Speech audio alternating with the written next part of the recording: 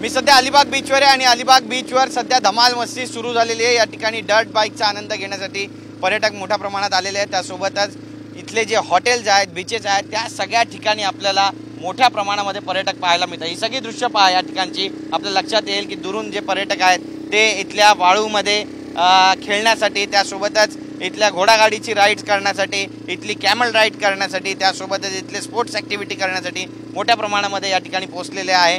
एक आनंदाचा उत्साहाचा क्षण जो आहे तो त्यांच्या आयुष्यामध्ये पोहोचलेला आहे।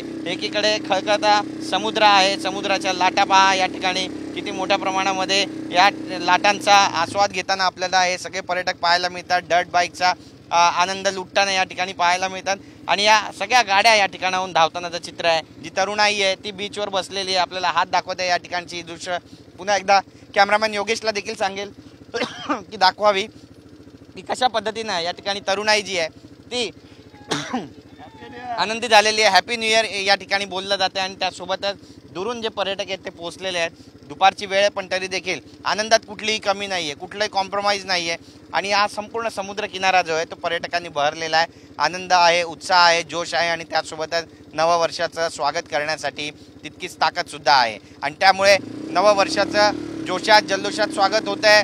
अलिबागचे समुद्रकिनारे बहरलेले आहेत। सुरक्षेचा आढावा जर घेतला तर आपल्याला पाहायला मिळतं की पोलिसांनी मोठा बंदोबस्त केलेला आहे। CCTV फुटेजेसच्या माध्यमातून तळीरामावर सुद्धा नजर ठेवली जाणार आहे।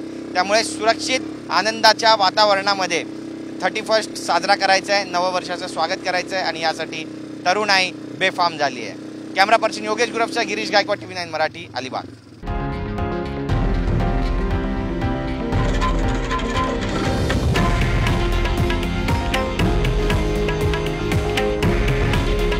हे आहे देशातील नंबर 1 न्यूज नेटवर्क आणि आपण पाहत आहात TV9 मराठी।